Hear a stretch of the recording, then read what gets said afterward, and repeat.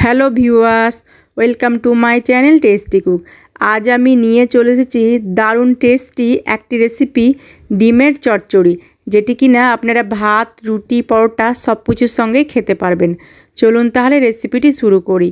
তো রেসিপিটি তৈরি করার জন্য এখানে আমি নিয়েছি 4টে ডিম। এবার একটা বাটির মধ্যে 4টে ডিমকে আমি ফাটিয়ে নিয়ে নেব। আর আপনি যদি আমার চ্যানেলে প্রথম হন তাহলে আমার চ্যানেলটি সাবস্ক্রাইব করবেন, আর যদি করে থাকেন অসংখ্য ধন্যবাদ। তো এখানে আমি 4টে ডিমই নিয়ে নিলাম। এবার আমি এর মধ্যে দিয়ে দিচ্ছি স্বাদ মতো লবণ আর সামান্য একটু হলুদ গুঁড়ো।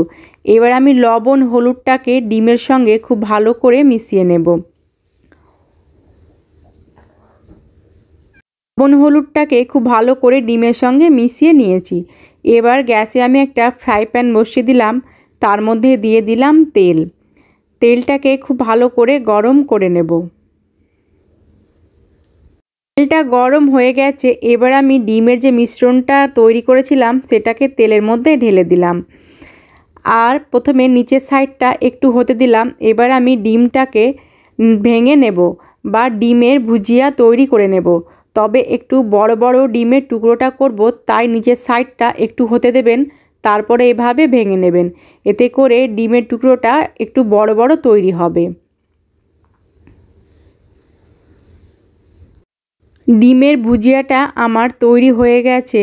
এবার আমি একটা বাটির মধ্যে ডিমের ভুজিয়াগুলোকে তুলে নেব।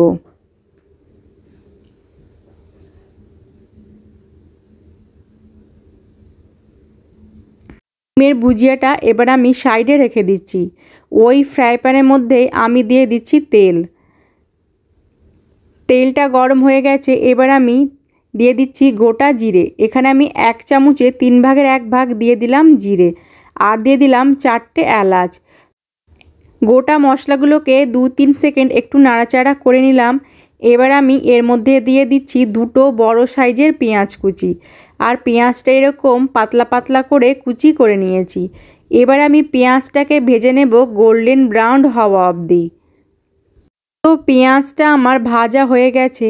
এবার আমি এর মধ্যে অ্যাড করে দিচ্ছি 1 চামচ আদা রসুন বাটা। আদা রসুন বাটাটাকেও বেশ কিছুক্ষণ ভেজে নেব। আদা রসুনটা কাঁচা গন্ধ যাওয়া অবধি ভেজে নিয়েছি। এবার আমি এর মধ্যে কিছু গুঁড়ো মশলা অ্যাড করে দেব। দিয়ে দিলাম 1/2 চামচ জিরে গুঁড়ো, 1/2 চামচ ধনে গুঁড়ো, 1/2 চামচ শুকনো লঙ্কা গুঁড়ো। ঝালের পরিমাণটা আপনারা আপনাদের স্বাদ বুঝে কম বেশি করে নেবেন। দিয়ে দিলাম 1/2 চামচ হলুদ গুঁড়ো, আর 1 চামচের 3 ভাগের 1 ভাগ দিয়ে দিলাম কালো গোলমরিচের গুঁড়ো। এবার আমি সমস্ত মশলাগুলো আরও কিছুক্ষণ নাড়াচাড়া করে নেব। আর এই অবস্থায় গ্যাসের ফ্লেমটা মিডিয়ামে করে দিলাম। যেহেতু গুঁড়ো মশলা দিয়েছি তাই পুড়ে যেতে পারে, তো গ্যাসের ফ্লেমটা মিডিয়ামে করে দিলাম।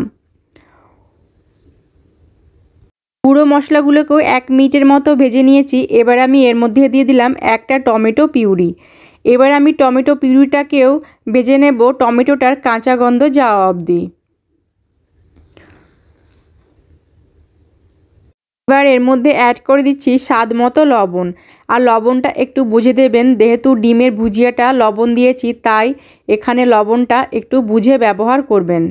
সমস্ত মশলা খুব ভালো করে কষে নিয়েছি। এবার আমি এর মধ্যে দিয়ে দিচ্ছি জল, আর এখানে আমি 1 কাপ পরিমাণে জল দিলাম।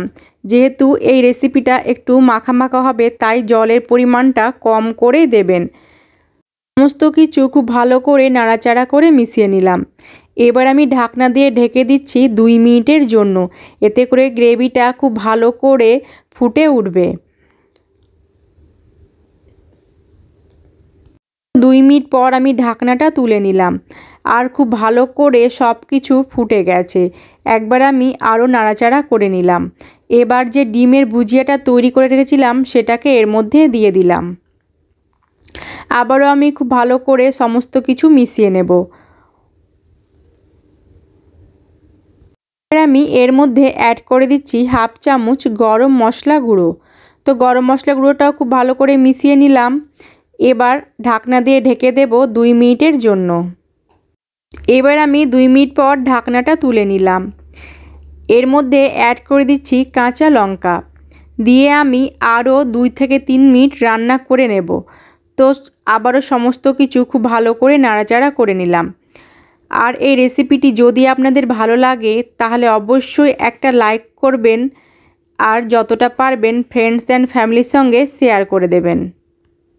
রেসিপিটা আমার প্রায় হয়ে এসেছে। এবার আমি এর মধ্যে দিয়ে দিলাম ভাজা জিরে গুঁড়ো।